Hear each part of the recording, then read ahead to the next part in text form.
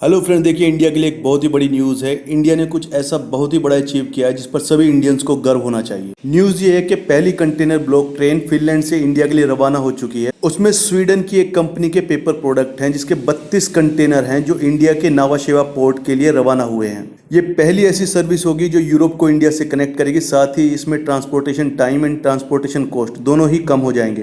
देखिए, block train का मतलब होता है जब एंटायर रेक यानी जितने भी कंटेनर हैं कार्गो में वो पूरे एक ही कंपनी के प्रोडक्ट से भरे हुए होते हैं।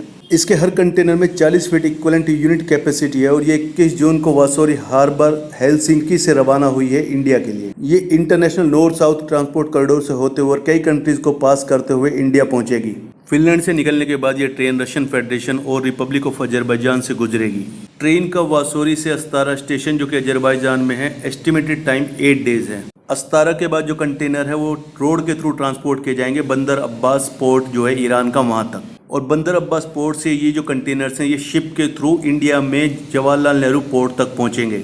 अब देखिए, फिनलैंड से जवाहरलाल नेहरू पोर्ट तक पहुंचने का जो टाइम है इस कार्गो का वो है 25 डेज, जो कि ट्रेडिशनल रूट है जो सुएज कैनाल से गुजरते हुए फिनलैंड पहुंचता है उसका तकरीबन आधा है। यानी उसमें तकरीबन 50 दिन लग जाते हैं कार्गो फिनलैंड तक पहुंचने में। लेकिन इस रूट के थ्रू आधे टाइम में ही कार्गो फिनलैंड से इंडिया पहुंच जाएगा। अब जब ट्रांसपोर्टेशन टाइम कम होगा तो ऑब्वियस सी बात है कि ट्रांसपोर्टेशन कॉस्ट में भी काफ़ी कमी आएगी। अब देखिए, ये जो कार्गो है ये फिनलैंड की एक कंपनी न्यूरमिनेन लॉजिस्टिक सर्विस ने रशिया की RZD लॉजिस्टिक्स के साथ मिलकर बुक किया है। RZD लॉजिस्टिक्स जो है वो रशियन रेलवे होल्डिंग की एक लॉजिस्टिक यूनिट है और ये biggest multi modal logistic operator है कॉमनवेल्थ ऑफ इंडिपेंडेंट स्टेट्स में, जिसमें टोटल 9 कंट्रीज हैं। अब देखिए, अगर ट्रांसपोर्टेशन कॉस्ट की बात करें और शुरुआती एस्टिमेट्स के हिसाब से अगर बात की जाए तो जो टाइम टेकन है वो अराउंड 40% रिड्यूस हो जाएगा यूरोप और इंडिया के बीच में, और जो ट्रांसपोर्टेशन कॉस्ट है उसमें भी भारी कमी आएगी। देखिए, एक्सपर्ट का कहना है कि 20 फुट इक्वलेंट यूनिट की जो ट्रेडिशनल रूट के थ्रू कॉस्ट आती है वो अराउंड $4900 होती है, लेकिन इस नए रूट से जो कॉस्ट आएगी वो अराउंड 3400 पर 20 फुट इक्वलेंट यूनिट होगी। आप देख सकते हैं कि टाइम के हिसाब से भी और कॉस्ट के हिसाब से भी ये जो रूट है ये बहुत ही बेनिफिशियल होगा इंडिया के लिए। देखिए, फरवरी 2020 में container corporation of India limited और RZD लॉजिस्टिक्स के बीच में एक एग्रीमेंट भी साइन हुआ था जिसमें इंडिया और रशिया के बीच कार्गो को ट्रांसपोर्ट किया जा सकेगा विद ए सिंगल इनवॉइस।